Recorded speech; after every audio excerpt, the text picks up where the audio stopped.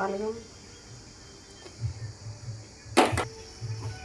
అండి, welcome to Sai కటాక్షం. ఈరోజు శుక్రవారం కదండి, అందుకని రవ్వ కేసరి చేస్తున్నారు మా మమ్మీ. ముందు కొంచెం నెయ్యి వేసుకుని కిస్మిస్ జీడిపప్పు వేయించుకోవాలండి ఇలా దోరగా.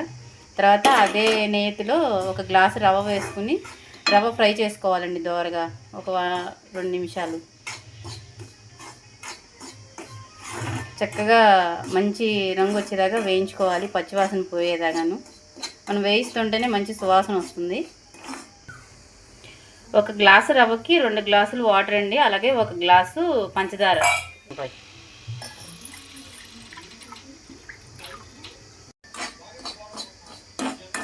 రెడీ అయ్యాక కొంచెం యాలకుల పొడి కూడా వేసుకోవాలండి. ఎంతో టేస్టీగా ఉండే బొంబాయి రవ్వ కేసరి రెడీ.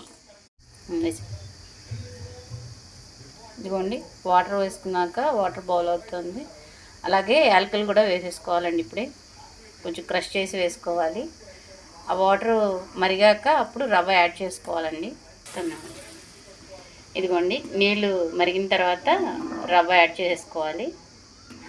కొంచెం దగ్గర పడుతున్న టైంలో పంచదార కూడా యాడ్ చేసుకోవాలి.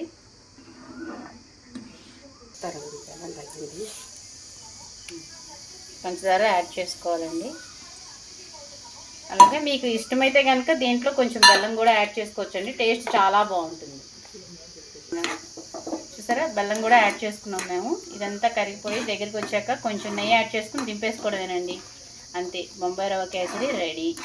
ఈ వీడియో నచ్చితే like, share, subscribe. Thank you for watching my video.